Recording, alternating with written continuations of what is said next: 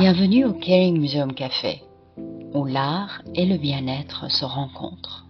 Je suis Marjane Abadi, la créatrice de la méthode Mindful Art. Mon travail consiste à aider les lieux culturels à développer des projets d'inclusivité et de bien-être. Et en compagnie de mes invités, nous explorons des chemins du caring dans le monde de la culture. Dans ce podcast, je vous propose d'explorer avec nous les projets inspirants avec ceux qui les ont menés pour un monde plus bienveillant. Installez-vous, prenez une tasse de douceur pour un moment de créativité partagée, des conversations inspirantes, des récits à savourer. Vous êtes au Caring Museum Café, laissez-vous emporter.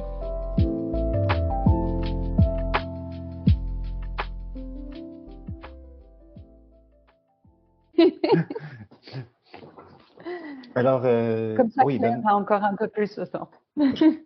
notre collection est assez vaste. On est extrêmement chanceux. Donc, mon œuvre préférée, ça change en tout temps.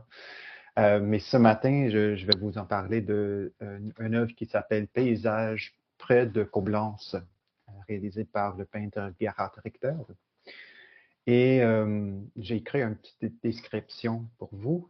Donc, c'est un tableau, c'est quoi la taille? 140 x 200 cm. Mais imaginez-vous un paysage ondulé et verdoyant.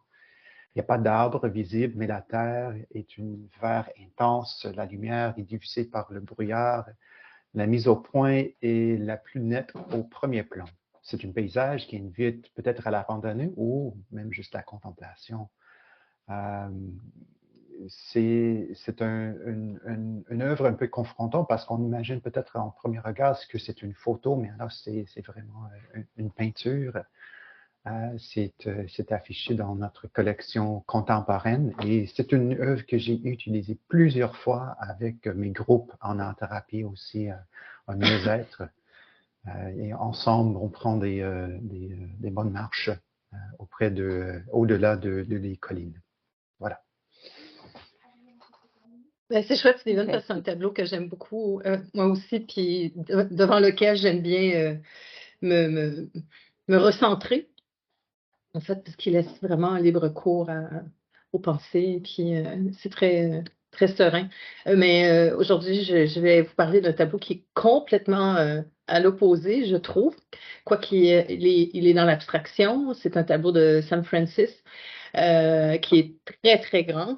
Qui est encore plus grand que celui dont Steven parlait et qui est dont la couleur dominante est le jaune. C'est un jaune. Voilà, j'aime le jaune, c'est la preuve. Et la lumière est très belle. C'est un tableau d'été, c'est un tableau de soleil, mais en même temps, c'est un tableau dont les formes peuvent nous faire penser à une peau de serpent ou même à notre propre peau quand on la regarde de très, très, très près, même si elle est très, très, très jaune. Fait que moi, ça, c'est mon tableau PEP pour me donner de l'entrain et de la joie. Alors, j'aime beaucoup ce tableau pour ça. Extra. Donc, si je ne sais pas si pour vous c'est possible de savoir qu'est-ce qui a été pour vous le départ de Caring Museum pour vous et depuis quand? Qu'est-ce qui vous a amené de vous intéresser à Caring Museum? Claire, peux-tu prendre le relais pour commencer? Oui, je peux bien commencer. Moi, je dois dire que je suis au musée. Je suis arrivée au musée pendant la pandémie en 2021. En fait, moi, mon parcours est dans le domaine de la santé. D'abord et avant tout, j'ai travaillé de longues années auprès de plusieurs populations dans les milieux associatifs et de santé aussi, auprès des personnes vivant avec le VIH ou en prévention surtout. Je travaillais pour Médecins du Monde au Vietnam, mais principalement ici à Montréal. Et ensuite, j'ai travaillé beaucoup auprès de populations prises avec des problèmes de santé mentale, d'addiction. Et beaucoup de projets aussi sur le terrain avec les personnes en situation d'itinérance ou de sans-abrisme, comme vous dites. de votre côté.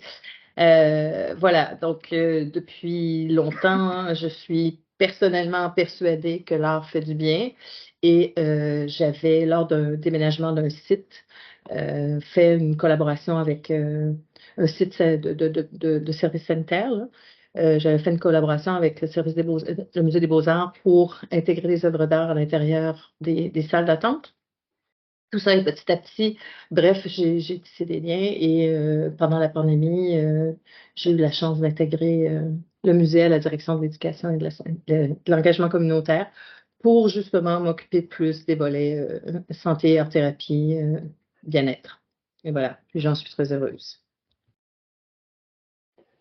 D'accord. Et de mon côté, moi, avant de rentrer à mon poste à temps plein en 2017, un poste assez unique auprès des musées, un poste pour l'art-thérapie, j'ai collaboré avec le musée en tant que contractuel, c'est-à-dire qu'un rôle d'art-thérapeute en travaillant avec des personnes vécues un trouble alimentaire et un autre partenariat pour soutenir ce qu'on appelle des jeunes en trouble. Pas ma terminologie préférée, mais moi, je préfère des jeunes qui n'ont pas eu la chance de réaliser leur propre potentiel, mais c'est pas mal trop long. Et là, j'ai beaucoup apprécié, j'étais un peu confronté avec cette nécessité d'aller voir les œuvres d'art en lien avec une pratique plus clinique en art-thérapie. Quoi ça donne d'aller voir les œuvres, d'aller promener dans les galeries avec un groupe, d'aller échanger devant les œuvres d'art, mais ça a vraiment ouvert toute une autre porte, tout un autre monde pour moi. Et là, c'est déjà 7 ans que je gère je suis responsable du programme. Puis on va certainement parler des autres exemples de ces groupes, de ces projets. Mais c'est un peu mon parcours avec le Caring Museum. Et en 2019, on a même collaboré sur un chapitre qui s'appelle le Caring Museum pour parler de l'historique de notre département, notre direction en collaboration, en développant des projets avec les deux communautaires et cliniques. D'accord. Donc, ça date déjà d'il y a combien de temps pour vous et Stéphane? Pour moi, ça fait depuis 2017 en temps plein. Pour notre direction, ça fait plus de 20 ans qu'on a débuté cette grande question qui ne vient pas au musée et pourquoi. D'accord. Quel avantage vous avez pu y trouver et quelle est votre relation avec ce Caring Museum? Quel Peut-être que avantage je peux. pour votre public et votre relation? Peut-être que je peux introduire justement Franchir le seuil et Musée en partage. En fait, ce que Steven vient de dire, c'est que bon, depuis plus de 20 ans, on accueille des groupes. Alors, ce qui s'est passé, c'est qu'en 1999, il y avait des gens qui étaient là bien avant nous qui ont décidé d'aller au-devant des personnes qui ne venaient pas au musée, des publics plus éloignés, les non-publics, en passant par le milieu associatif notamment, pour aller leur offrir des activités. Donc, c'était d'abord et avant tout une mesure d'accessibilité pour offrir des activités gratuites à ces groupes-là en provenance desservis par le milieu associatif, plus tard par même les services cliniques, des dispositifs sanitaires. Mais donc, ça s'est appelé Franchir le seuil. Après, ça s'est appelé le Musée en partage et c'est toujours un programme qui court. Et différentes activités ont pu être offertes, des visites guidées offertes par nos guides bénévoles, mais aussi des visites ateliers. Parce que c'est une des particularités qu'on a au Musée des Beaux-Arts de Montréal, c'est d'avoir vraiment mis en place une offre structurée de visites ateliers pour les adultes. Donc, on ne reçoit pas seulement le scolaire en visite, mais on les reçoit aussi en visite atelier, autant le scolaire que les adultes, à travers Musée en partage et le milieu associatif. Donc, ce sont des visites des galeries suivies d'un atelier de création artistique animé par un médiateur ou un éducateur muséal, comme vous voulez. Donc ça existe depuis 1999 et c'est à travers ce programme-là qu'on a commencé à finalement être en interaction et à développer nos connaissances avec différents publics. Donc, des personnes atteintes de cancer, de troubles alimentaires, de problèmes de santé mentale, des personnes en situation d'itinérance, malvoyantes, etc., etc. Donc, le musée, depuis plus de 20 ans, a développé ces publics-là, ces connaissances de ces publics-là à travers ce programme-là. Et petit à petit aussi, s'est installé des projets spéciaux parce qu'il fallait adapter nos activités de médiation à ces publics-là parce que on ne peut pas, avec les personnes atteintes d'Alzheimer, faire exactement la même chose qu'avec des enfants de 8 ans dans un groupe scolaire. Je caricature, là, mais vous voyez ce que je veux dire. Donc, c'est cette connaissance, ce développement des connaissances des publics-là associé beaucoup à des travaux de recherche, et là, je vais passer la parole à Steven, qui nous a permis de développer nos connaissances et une pratique de Caring Museum pour justement prendre soin de ces publics très divers. Merci, Claire. C'est quelque chose que j'aimerais bien mentionner aussi. Les avantages incluent comment ces partenariats, ces programmes viennent transformer le musée aussi. C'est une relation dans les deux sens.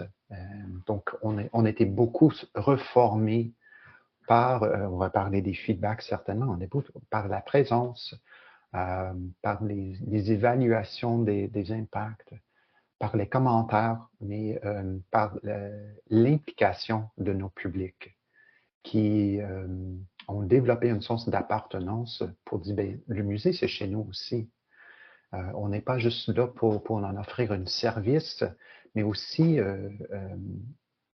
comment on vient d'être transformé par ces échanges.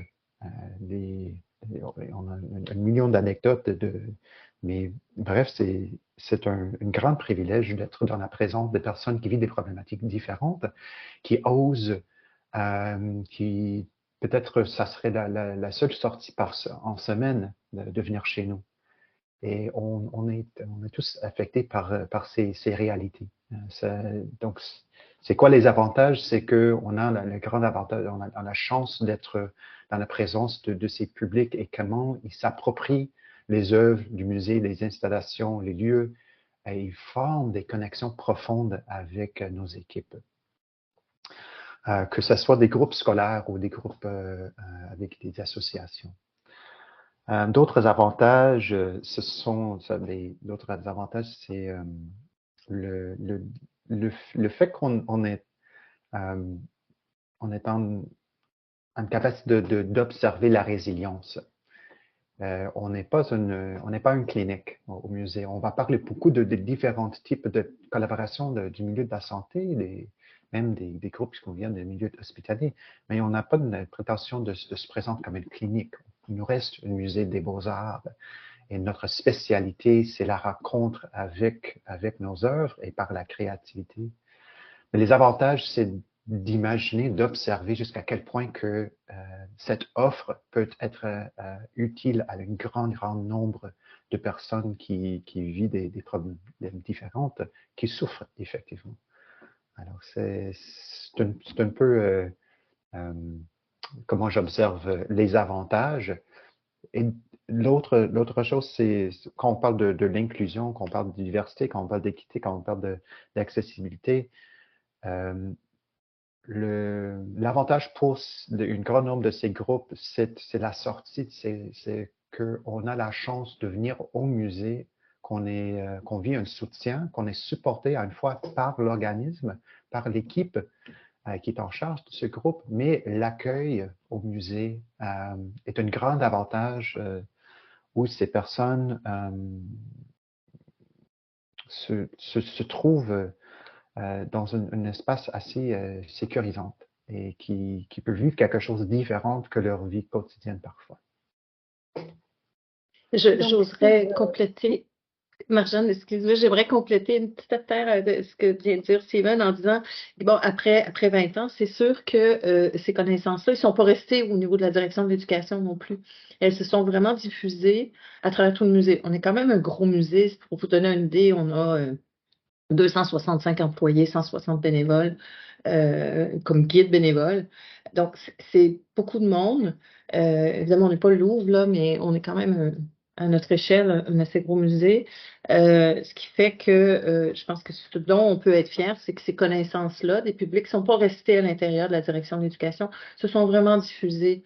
Il y a encore de l'amélioration à faire, il y a encore des choses à faire, mais ça a été diffusé auprès de et intégré, accepté et porté aussi par la sécurité, l'accueil, l'entretien. Et ça, je pense que Mhm. ce caring-là, il appartient pas juste à nous, mais au musée. Et ça, c'est Tout, important. tout à fait clair. Juste pour rebondir, quand nos collègues, un préposé à l'accueil, quelqu'un qui est là, front of house pour accueillir les publics, les visiteurs, les touristes et nos groupes, m'arrête pour m'en parler, comment est fier de travailler dans un musée qui est capable et qui a un mandat pour répondre aux besoins de nos problématiques sociales. On sait que ça fait une différence. Ça pourrait être une petite différence, une grande différence pour les autres services aussi, que leur travail porte un impact, porte une influence euh, dans la vie de ces personnes. Donc, en fait, si je résume bien, c'est vraiment très intéressant. C'est en prenant soin d'un public particulier, tout le système s'est transformé, ou des publics particuliers, tout le système s'est transformé la, euh, pour apporter, pour être attentif et à apporter des soins aux personnes qui viennent visiter le musée. C'est ce que je comprends de ce que vous dites. Et pendant que je vous écoutais de cette inclusivité, je ne sais pas si vous êtes au courant, mais il y a de la recherche qui a été faite en psychologie qui montre que quand dans un groupe, dans un système humain, on exclut tous ceux, même ceux qui font partie du groupe, se sentent un peu plus mal à l'aise qu'un système humain qui inclut. Donc, quand le système a cette bienveillance d'inclure toutes les personnes qui étaient même des personnes immuables à l'intérieur du groupe, commence à avoir un sentiment de bien-être plus grand. Et c'est exactement ce que vous venez de dire. On a pas mal de recherches sur ce point d'exclure ou d'inclure. Chouette. Donc, pour continuer un peu sur ces expériences que vous mettez en place dans le caring à travers l'inclusivité, c'est presque les mots qui vont ensemble. Quel est le feedback des visiteurs? Et il y a différentes façons qu'on va apprécier le feedback des visiteurs et aussi d'inclure le feedback de les responsables parce qu'ils font une grande partie de notre écosystème. Quand on parle de responsable, ça pourrait être une bénévole qui accompagne le groupe, ça pourrait être une proche aidante, ça pourrait être un infirmier, ça peut être un médecin. Donc, il y a plusieurs acteurs qui ont aussi une voix importante dans l'appréciation et le développement de nos programmes. Le feedback est parfois immédiat dans mon groupe d'art-thérapie, par exemple, qui profite d'une atmosphère confidentielle même. Le feedback c'est le retour sur tout le vécu pendant l'activité, l'observation des œuvres d'art, la création des œuvres, et puis l'opportunité de parler de soi, d'échanger avec les autres membres du groupe et d'aller plus en profonde vis-à-vis les objectifs plus thérapeutiques. Mais le feedback est parfois difficile.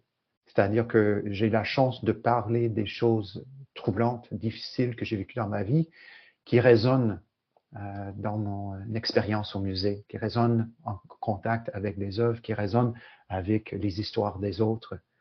Alors, ces histoires pourraient être très difficiles parfois, mais très touchantes en même temps. Le feedback est aussi communiqué par leurs propres œuvres d'art. Donc, si on imagine que tout le monde est traité un peu comme un artiste au musée, quand on est en atelier, on communique beaucoup par cette implication par la créativité. Donc, les œuvres parlent beaucoup. On fait le musée en partage, par exemple, faisait une grande évaluation après 5 ou 10 ans, je ne me rappelle pas exactement, mais par plusieurs initiatives, donc les groupes de focus, les appels, les interviews en individu, les billets gratuits pour s'assurer est-ce que les personnes vont revenir après cette expérience plus encadrée. Donc, il y a plusieurs outils qu'on utilise et naturellement, on utilise quand on a la chance de travailler en collaboration avec nos chercheurs au milieu hospitalier, au milieu universitaire. On profite de leurs expertises, de leurs questions qui sont plus naturellement le regard, c'est sur leurs propres questions de recherche pour leur public. Mais nous avons nos propres questions et nos questions sont toujours, c'est quoi les apports des œuvres d'art? C'est quoi les apports du milieu muséal? Et c'est quoi les apports de la créativité en collaboration avec nos équipes? Claire, est-ce que je continue un peu sur les différents... Donc, d'accord, ça fait heureusement des années qu'on a pu faire des recherches en collaboration. Claire a mentionné des très bonnes recherches, que ce soit en art-thérapie, ça veut dire que ça inclut un art-thérapeute, ou en mieux-être. On peut parler des Beaux Jeudis, par exemple, Claire, avec le docteur Boucher. Mais on a effectué des recherches, des groupes, des femmes qui atteignent un cancer du sein, avec des personnes qui vivent des troubles alimentaires, avec des personnes qui ont des vies de l'épilepsie. On a fait une recherche encore active avec des jeunes adultes qui vivent des troubles de communication, que ce soit la sûreté ou le bégaiement, aphasie par exemple aussi. Et c'est intéressant que par toutes ces différentes publics, profils, patients, on arrive à peu près toujours aux mêmes données. La grande majorité des participants parlent des bénéfices de je peux laisser mon étiquette comme patient à la porte. Je suis un participant, je suis un visiteur, je suis un artiste, je me trouve comme un membre de la communauté muséale. Je peux même oublier mes responsabilités, ma famille. Donc, l'opportunité de mettre à moi, côté... je suis pas en visio, j'écoute un truc de... Et là, donc, la distraction, c'est intéressant de parler à une fois de pleine conscience, mais aussi la nécessité de la distraction quand on vit les problèmes de santé, que ce soit de santé mentale et ou physique. Les participants partent de le sens d'être le témoignage des autres participants. Donc, Marjan, vous avez parlé de l'impact du groupe. Notre spécialité, ce n'est pas de parler de travail en individu, on parle de l'expérience du groupe. Et là, d'être le vécu du miroir, d'entendre mon propre histoire par les témoignages, même par les commentaires devant une œuvre d'art. Donc, ce sens d'appartenance, ça fait partie du feedback. On parle, on est en train il y a plusieurs mois, même des années maintenant, de mettre en place une approche sensible au traumatisme. Donc, le feedback, ça pourrait être un minimum. J'ai pu rester avec le groupe, j'ai pu rester au musée, j'ai trouvé le musée suffisamment sécurisant que je peux me tester, je peux oser et participer dans... Donc, on a une gamme de feedback qui nous donne des données pour retravailler parfois nos approches, mais aussi pour renforcer qu'on estime être une approche suffisamment robuste pour répondre aux plusieurs besoins. Claire, est-ce que je laisse la parole? Magnifique. Oui, tout à fait. Mais écoute, je vais juste faire du pouce pour dire, c'est effectivement ça. Je pense qu'une des données de la recherche qui revient tout le temps, c'est cette force de la visite du groupe, le fait que le principal impact, c'est la réduction du sentiment d'isolement, le fait que les gens augmentent leur confiance en eux, améliorent leur qualité de vie, développent des habiletés sociales. Euh, L'impact, c'est aussi avoir une humeur plus positive à la fin de l'activité qu'au début, meilleure estime de soi.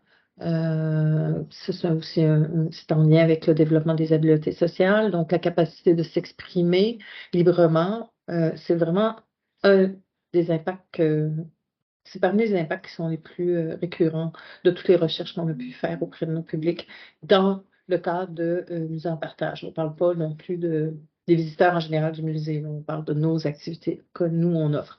Peut-être pour s'assurer d'une clarté, Steven, est-ce que tu pourrais nous expliquer la différence entre ce qu'on fait comme activité d'art-thérapie au musée et ce qu'on offre comme visite atelier là, au groupe communautaire ou au milieu associatif en général? Avec grand plaisir. Oui, merci Claire. En travaillant si vous ne connaissez pas l'art-thérapie en tant que la profession ou bien une approche en santé mentale, on utilise l'art créatif, les arts plastiques, c'est sous le parasol des thérapies par l'art qui incluent le danse-mouvement, la dramathérapie, la musicothérapie, et parfois on parle aussi de la thérapie expressive qui va utiliser une approche transversale en incluant les marionnettes, la chante, etc. Moi, je suis un art thérapeute, j'utilise les arts plastiques, les arts visuels. Et on travaille avec les clients, moi je les appelle les clients, pour cibler leurs objectifs thérapeutiques. Il y a trop d'exemples qu'on peut utiliser, mais un exemple, ça serait, je suis une personne qui vit de la dépression, j'aimerais anticiper une amélioration d'humeur. Je vais travailler avec un art thérapeute pour travailler sur mes objectifs, que ce soit par l'exploration de mon propre histoire ou peut-être aussi pour vivre des moments du bonheur par cette activité en lien thérapeutique avec le thérapeute. Donc déjà, tu vas voir qu'on a une approche informée par un encadrement clinique, on va travailler avec un plan de traitement, on va faire une évaluation avec le client et on va cibler ses objectifs. Et quand on transpose cette approche dans un milieu muséal, on va inclure les œuvres comme une intervention. C'est fantastique. J'ai un gros bien, mais c'est fantastique comme outil. Le travail qu'on fait en mieux-être va mettre à côté tout ce qui est comme l'approche clinique. On va mettre à côté un plan de traitement, une évaluation, même une entrevue. On va cibler une amélioration de l'état de la personne, une augmentation en vécu de bonheur. On va anticiper que la personne va sortir en meilleure humeur qu'en arrivant. Et que le milieu, les œuvres et le contact avec ce qu'on appelle le médiateur muséal, donc notre équipe d'éducateurs qui sont aussi les artistes eux-mêmes, va aider la personne à vivre un bonheur, va vivre un mieux-être, effectivement, pendant la visite et peut-être aussi dans les prochains jours aussi. Donc, il y a certainement un croisement dans les pratiques. J'étais beaucoup influencé par mes collègues, j'apprends beaucoup par leurs approches et je pense vice-versa. Mais la distinction, c'est d'apprécier que quelqu'un qui était formé en des approches santé mentale par les arts et quelqu'un qui est plus formé par l'approche éducative et aussi par l'histoire de l'art, ils vont voir entrer en contact avec nos publics de façon un peu différente, mais aussi avec les intentions différentes. Et je préciserais que la porte d'entrée est toujours en groupe. Hein. On ne peut pas appeler au musée pour dire Ah, je voudrais faire de l'art-thérapie, j'ai des problèmes. Non, l'accès est toujours via un groupe fermé dans le cas de l'art-thérapie, et un groupe qui peut être un peu plus vivant du côté de la médiation, du mieux-être. Mais c'est toujours un groupe ici. Il y a pas de allô, je veux un rendez-vous en thérapie. Euh, Oui, juste Claire, pour ma compréhension, Claire et Stéphane. Donc, si je résume, l'idée, c'est d'amener cette personne au sein du groupe à se sentir un humain dans un ensemble bienveillant parmi d'autres, dans un continuum d'humains par la médiation de l'œuvre d'art qui est là, intemporelle. Donc, il se place là et il y a des choses qui se passent. Est-ce que vous voyez une différence entre les groupes qui sont spécifiques à un type donné on va dire, de problématiques pour ne pas pathologiser, par exemple, les personnes qui sont stressées, et quand cette même personne stressée vient juste pour bien-être, je vais poser ma question un peu différemment. Est-ce que le fait d'étiqueter ne va pas un peu enfermer la personne parfois ou parfois être aidant? Et si c'est le cas, quand est-ce que vous voyez si c'est plus aidant ou plus enfermant? Je ne sais pas si j'étais claire dans ma question, peut-être pas du tout. Et je pense qu'une Pourquoi façon je pose de... cette question? Pardon, Stéphane, pourquoi je Non, non, pose c'est cette bon. question? Parce que moi, en tant qu'enseignante pleine conscience, j'ai observé que quand vous avez, par exemple, quelqu'un qui a la sclérose en plaques ou les acouphènes ou du stress chronique, quand il est dans un groupe où d'autres personnes ont d'autres soucis ou pas, ils vont très bien, ils se rendent compte qu'il est quand même humain parmi d'autres humains et qu'il n'est pas isolé dans son cas. De vivre le stress, de vivre des problèmes physiques, ainsi de suite, et que tout le monde vit à peu près la même chose, à des degrés différents. Et cet effet d'être un parmi d'autres, ça a un effet apaisant. Alors que si, par exemple, les personnes qui ont la sclérose en plaques sont tous en même temps, ça peut avoir un effet miroir très fort où ils vont plutôt se sentir isolés des autres humains. Si vous observez ça aussi ou pas dans vos groupes. 100%. Absolument. C'est effectivement la base de façon dont on travaille. Puis aussi, de trouver le plus possible dans une approche développementale, c'est d'apprécier que malgré que tout le monde rentre avec le même diagnostic, on vit toute une réalité différente. Alors oui, il y a cet impact d'empathie en écoutant l'histoire de l'autre, de reconnaître bien que ce soit mes symptômes, mon histoire. Par exemple, on travaille avec des personnes endeuillées. Elles sont extrêmement profondément affectées par les histoires de l'autre, par ces histoires du deuil.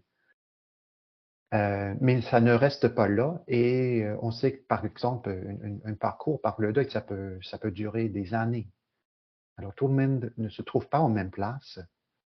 Et la façon dont on s'ajuste comme un instrument, c'est pour apprécier que tout le monde fait leur mieux.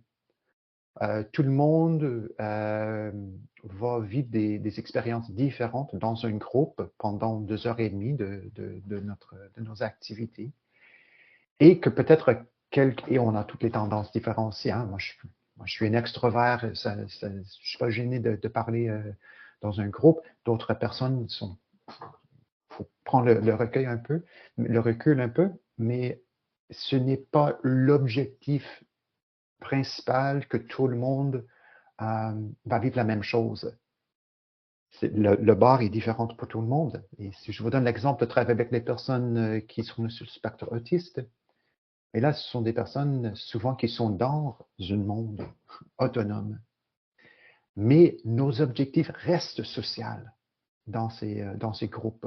On croit à la base profondément que nous sommes des êtres sociaux qui bénéficient de les contacts sociaux avec les autres, qu'on est nourri par ces contacts. Et peut-être que ça va m'amener un petit peu dans mon parcours, au-delà de cette activité ou cet ensemble de ces activités. Oh, peut-être que je vais vivre quelque chose de profond, une réalisation, un sens d'appartenance, un sens que je suis humain en contact avec les autres. Je me trouve inclus dans ce groupe. Donc, c'est cet ajustement, fur et à mesure, cette sensibilité de tisser parfois de façon très directe, avec beaucoup d'intention, et d'autres tissages sont plus délicats. Il faut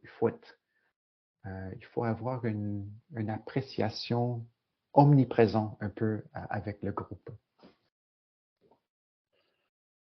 Et les groupes sont nombreux ou la taille des groupes varie, les groupes bien-être et les groupes spécifiques?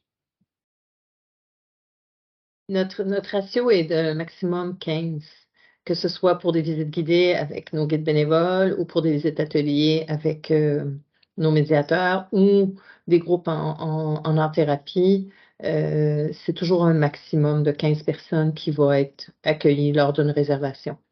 Et c'est ça que je veux revenir à spécifier, Marjane. Tu sais, la personne qui uniquement, elle, a la sclérose en plaques, c'est très peu possible chez nous dans notre offre aussi, parce que c'est pas une offre individuelle qu'on fait. C'est vraiment les groupes, les milieux associatifs, les groupes communautaires, comme on les appelle ici.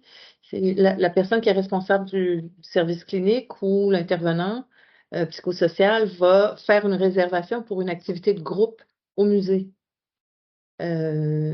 Donc, c'est toujours donc le milieu associatif. Si on pense aux personnes qui vivent avec le VIH depuis, qui sont âgées de plus de 50 ans, mais c'est un milieu associatif ou un service clinique qui va les amener au musée en groupe, et c'est toutes des personnes qui partagent une réalité.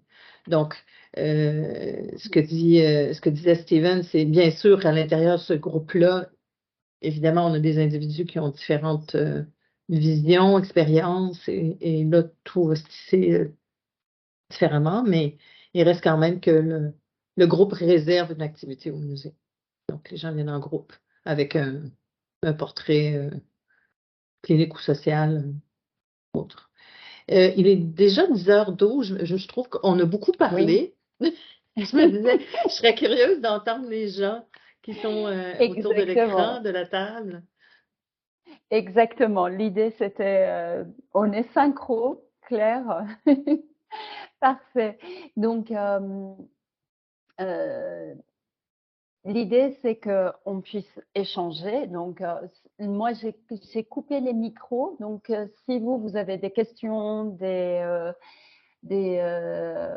envies de partage, n'hésitez pas. Vous pouvez simplement lever la main. Je vais allumer votre micro et vous pouvez poser la question à votre convenance. Je sais que c'est toujours difficile de démarrer, de poser la question. Ah, alors, Bonjour. Maëlys, bonjour. Bonjour, merci beaucoup déjà pour votre intervention et pour l'organisation de ce temps. Pour ma part, donc, je suis Maëlys, je travaille dans les musées de Strasbourg, je suis chargée de médiation et de projets culturels. Et donc, c'est des questions qui nous préoccupent, qui nous interrogent aussi, en particulier sur la frontière justement entre art-thérapie et des démarches qui vont du côté du mieux-être, mais sans prétendre avoir des objectifs thérapeutiques. Donc, c'est des choses que vous avez touchées déjà dans les échanges qui viennent d'avoir lieu. Et pour poser une question précise, là, donc vous parlez effectivement de l'accueil de groupes. Et du coup, comment est-ce que, en fonction du groupe, vous allez les orienter davantage vers effectivement une activité d'art-thérapie menée par un art-thérapeute, ou au contraire vers une activité menée par un médiateur qui n'a pas directement, disons, une visée thérapeutique, mais peut l'avoir de façon collatérale. Merci Maëlys. Oui, super intéressant. Enchanté, Malice. Effectivement, il y a processus assez simple. C'est une évaluation de demande. C'est qu'est-ce que la personne cherche, qu'est-ce que le groupe cherche, et aussi parce qu'on peut facilement imaginer l'art-thérapie et plusieurs choses. C'est mon travail de sensibiliser cette demande et de les orienter vers la meilleure direction. Alors, il y avait des fois où la personne demande un groupe d'art-thérapie de la part de leur membership. Et après une discussion, j'ai réalisé, oh non, vous cherchez plus une expérience mieux-être. C'est pas forcément un encadrement thérapeutique que vous cherchez. Et il y a aussi, et ça c'est peut-être intéressant pour tout le monde qui travaille au sein des musiques, c'est que moi je travaille à l'intérieur de musée, mais on travaille encore avec les art thérapeutes qui vont venir avec leur groupe aussi. Et là, c'est une façon de collaborer avec les art thérapeutes sans nécessairement d'avoir développé tout un programme d'art thérapie. Ça prend du temps, puis ça prend d'expérimentation aussi, et de l'argent et toute autre chose, mais euh, c'est notre propre historique qui a amené les art thérapeutes à nos portes. C'est par le musée en partage que les art thérapeutes ont dit, hey, moi je travaille avec un groupe des adultes à tous les semaines chez mon association. Est-ce que nous pouvons aussi venir faire une activité chez vous? Alors, c'est une façon de les accueillir sans aussi besoin de développer toute une autre expertise en art-thérapie. Donc, c'est une porte d'entrée pour les art thérapeutes, pour le groupe et, je dis dans le bon sens, d'exploiter les collections au fin que les groupes puissent en profiter. Mais notre programme Musette, c'est une façon de mettre à la disposition de plusieurs associations, de plusieurs cliniques, les avantages de nos activités sans besoin d'avoir une expertise clinique, sans besoin d'avoir une expertise en santé mentale. Et les plasticiennes, les guides, les artistes, les médiateurs ont souvent une bonne expérience avec plusieurs publics. Et donc, cet encadrement, ce qu'on appelle mieux-être, et je trouve que c'est une appropriation assez souple pour ces équipes. Et je trouve toujours en échangeant avec les musées qu'il y a des bons exemples du travail que vous faites déjà en mieux-être, même si vous ne le nommez pas comme ça. Il ne faut pas oublier que le point de départ, c'est la gratuité pour des gens qui ne viendraient pas au musée autrement.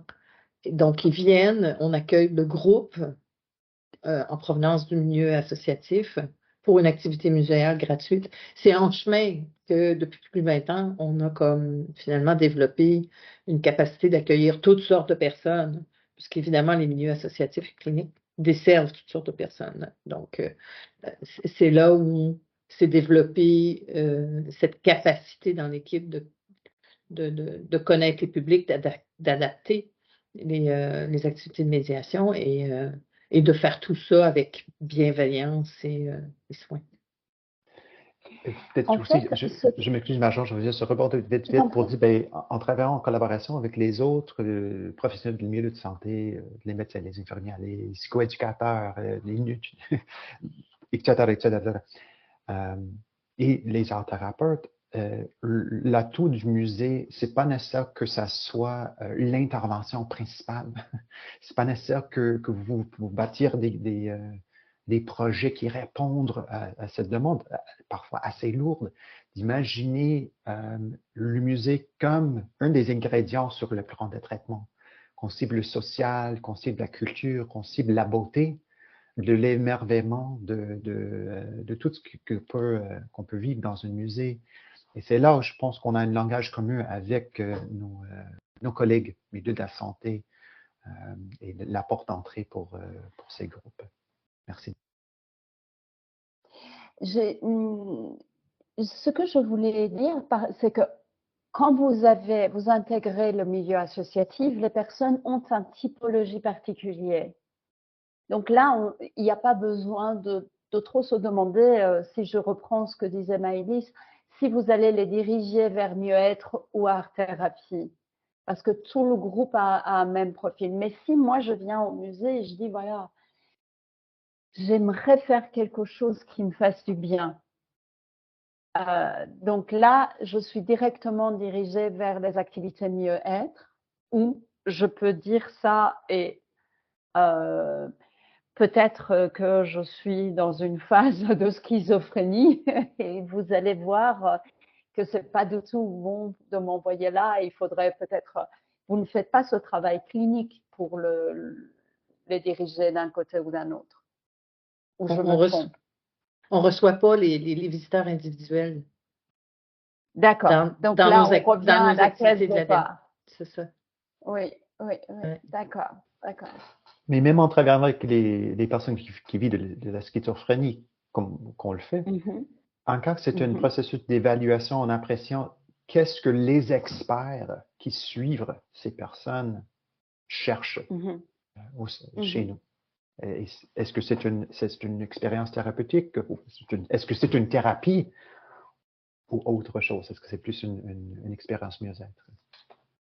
On voit une autre main. Oui, tout à fait. Marie. Bonjour, vous m'entendez bien? Très bien. Très bien. Donc alors, moi je m'appelle Marie Vidal de Lablache et je travaille actuellement au Palais des Beaux-Arts avec Juliette Barthélémy qui est chef de service médiation et implication des publics, qui m'a d'ailleurs beaucoup parlé de vous, donc je suis très heureuse de vous rencontrer. Moi ma question c'était, tout à l'heure Stéphane vous avez parlé de l'approche sensible au traumatisme qui peut-être éventuellement, enfin vous étiez en train de travailler dessus et moi je me posais la question de à partir de quand on sait qu'on peut aborder des sujets plus compliqués à un moment où en fait les gens à la base viennent quand même pour essayer d'aller mieux mais sur un court temps. Donc comment on aborde ça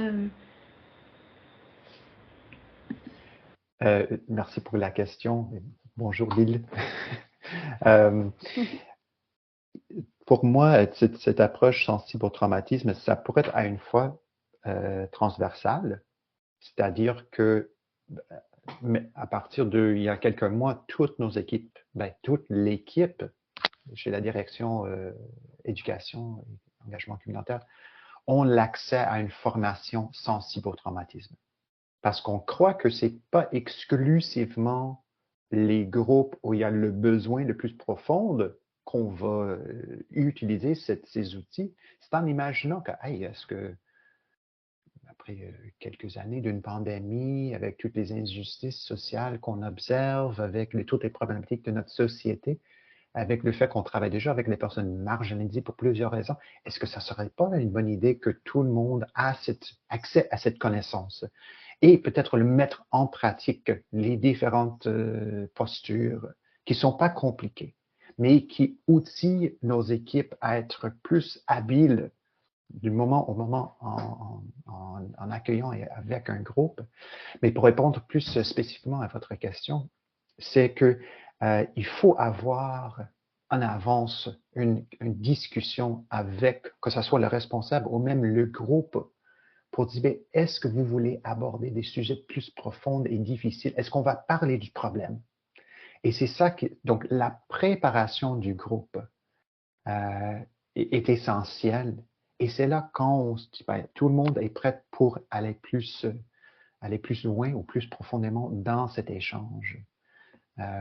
Donc, encore que c'est de mettre en place un questionnaire, un appel, pour dire, vous allez venir avec, je sais que vous travaillez déjà avec des personnes qui ont des besoins différents en particulier, vous travaillez longtemps. Nous avons approprié vos approches déjà. C'est dans le guide, dans le guide qu'on avait fait ensemble pour accueillir les personnes sur le spectre. Bref, un appel parfois est un outil simple pour apprécier. Est-ce que c'est un envie et est-ce que nous sommes outillés pour aborder ces discussions plus difficiles? Et c'est quoi l'objectif de ces discussions difficiles? Parce qu'il y a beaucoup de raisons pour les pas avoir. Si l'environnement, le groupe, l'animateur ne sont pas suffisamment préparés, c'est une contre-indication d'aller vers ces discussions. Ça va blesser la personne, ça va peut-être blesser le groupe et blesser l'animateur. Très bien, merci beaucoup. Est-ce qu'il y a d'autres personnes avec d'autres questions? On est encore ensemble, on a 6 minutes. Stéphane, Claire, vous avez parlé d'un guide fait avec le Palais de Beaux-Arts de Lille. Est-ce que vous pourriez l'envoyer pour que je puisse le partager avec les personnes qui participent? Ou Avec Marie, grand plaisir. C'est disponible oui. pour le grand public. Je vais vous partager du site web. Parfait. Je vais le faire tout de suite. On peut le mettre dans le chat. Donne-moi 2 secondes. Avec plaisir. Comme ça, ce sera fait. Et oui, Maëlys, ça me fait plaisir de vous entendre. J'ai grandi à Strasbourg. Ah, moi non, j'y suis depuis 2 ans seulement. Et puis voilà, j'apprécie beaucoup. Et d'ailleurs, vous avez aussi le bonjour d'Hélène Fourneau, Stéphane, qui, je crois, avec qui vous avez échangé dans le cadre de Frame également. J'avais une autre question, du coup, si je ne prends pas la place d'autres participants. Non, allez-y, allez-y. On a beaucoup entendu parler de la question des ordonnances, enfin des prescriptions muséales, qui là, du coup, sont liées à un public individuel. Et du coup, ça m'intéresse aussi d'en savoir un petit peu plus sur ce positionnement du musée par rapport au public individuel versus l'accueil de groupe dans le cadre de ces activités spécifiques. Finalement, une prescription muséale, alors que ça donne accès à quoi? À un billet d'entrée du musée? Enfin, qui le prescrit? Enfin voilà, je ne sais pas si c'est vous qui êtes en charge de ça ou non. Comment ça s'articule avec vos activités? Oui, tout à fait. Excellente question. Je me doutais bien que ça allait venir. Donc, l'ordonnance sur la prescription muséale, c'est un projet qui a été démarré en 2018, un petit peu juste avant la pandémie, et qui a été démarré sur un format de projet pilote en association avec un groupe qui s'appelle l'Association des médecins francophones du Canada.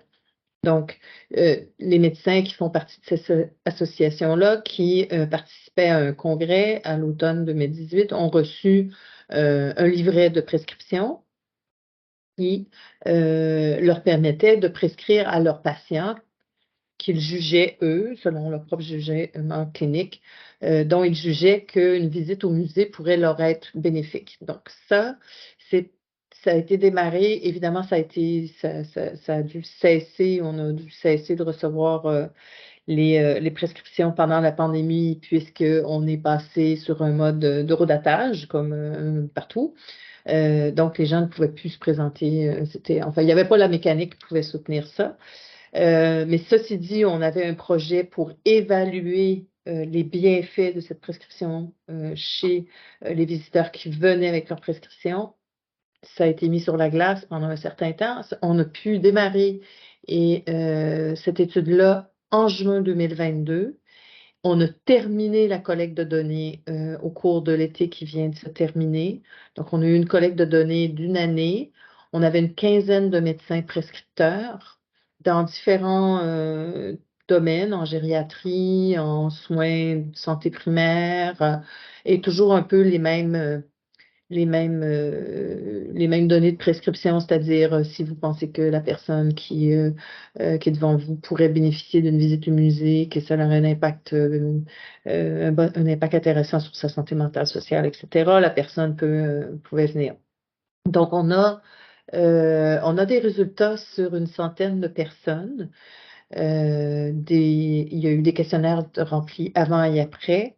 Et on va recevoir là, plus tard, avant Noël, plus tard cet automne, on espère avant Noël, les résultats de cette étude-là. Donc, ils sont vraiment une étude d'impact sur le bien-être et différentes échelles là, qui mesurent la mobilité, tout ça. Donc, ça s'en vient. Effectivement, ça nous questionne puisque, évidemment, le médecin prescrit, c'est un geste c'est quelque chose qu'on connaît moins. On a une très grande expertise, comme on vous le dit depuis 1 an, une très grande expertise avec les groupes qui viennent accompagnés de leurs associations ou de leurs intervenants cliniques. Mais on connaît très peu de choses, finalement, sur l'impact de l'individu qui vient au musée avec cette prescription-là. Pour nous, c'est quelque chose de très nouveau. Et là, on est très curieux de voir les résultats puis voir s'il y avait vraiment un impact. Et vraiment, qu'est-ce qu'on va faire de ça? Honnêtement, on ne sait pas. À ce jour, là, on ne sait pas trop qu'est-ce qu'on va faire. Ça demande une autre mécanique, ça demande un autre suivi. Voilà. On pourra s'en reparler, c'est sûr, en 2024. Si je peux juste rebondir très vite, Claire, je voudrais juste mentionner la ruche d'art parce que effectivement, c'est un programme qui peut accueillir des individus, c'est-à-dire que on a de nombreux programmes qui besoin d'une réservation pour le groupe. Mais nous avons aussi un programme comme La Ruche, qui est un atelier local, ce qu'on appelle un atelier communautaire, qui est pour tout le monde, sans besoin de diagnostic, sans besoin de référer par un médecin. On se présente à la porte, on est accueilli chaleureusement, puis l'objectif, c'est la création et l'inclusion sociale par là. Et donc, quelques fois par semaine, bientôt 5 fois par semaine, on va avoir les portes ouvertes pour les familles, les amis, les artistes, mais aussi les personnes qui vivent de l'isolation sociale. Et ça fait longtemps que cet atelier répond à ce besoin. On a des personnes qui vont organiser leur semaine autour de cette participation. Donc, il y a encore des points d'accès qui sont disponibles pour une personne qui arrive toute seule au musée ou même qui se promène dans les galeries ou dans l'exposition et qui dit qu'est-ce qui se passe de l'autre côté de cette porte. Et ces ateliers sont animés par un médiateur et un art thérapeute, mais ce n'est pas une approche d'intervention, c'est une approche du mieux-être, mais pour le mieux-être pour une communauté. D'accord, chouette. Donc, c'est toujours de la création ouverte à tout le monde et bientôt 5 fois par semaine. On avait aussi à partir de cette semaine, d'ailleurs, c'est le fun parce que notre rentrée d'automne commence cette semaine. Là, et on avait 3 plages horaires sur le mercredi et le jeudi. Et là, la ruche va être ouverte du mercredi au dimanche, tous les après-midi. Et ça, on est très, très contents. Ouais, très. On finit sur quelque chose de très, très chouette. On arrive à la fin de l'heure. Donc, l'idée, c'était, on va partager, je pense, la revue des recherches scientifiques que vous avez effectuées au Musée de Beaux-Arts de Montréal, si je me rappelle bien. Et on se retrouve bientôt alors pour parler des résultats des prescriptions médicales. Le rendez-vous est pris. C'est possible. Oui, c'est possible, effectivement. Magnifique, magnifique. Donc, merci infiniment à vous deux d'avoir été avec nous. Et il y a Zéo Guérec qui vous remercie également. Je sais qu'il est très, très engagé dans tout ce qui est Caring Museum. Merci encore. Merci à vous. Merci de l'invitation. Merci à vous tous et toutes d'avoir été là avec nous ce matin pour nous, cet après-midi pour vous. Oui. Merci. Merci beaucoup. Les épisodes suivants vous attendent pour continuer ce voyage entre l'art et le bien-être. N'oubliez pas que vous pouvez également nous rejoindre chaque mois en direct pour rencontrer des responsables culturels passionnés et échanger avec eux. Vous avez toutes les informations utiles sur notre site mindful-art.eu. Vous trouverez les informations également dans la description de ce podcast. Préparez-vous donc à vous plonger dans un monde d'inspiration et de partage. Et je vous dis à tout bientôt.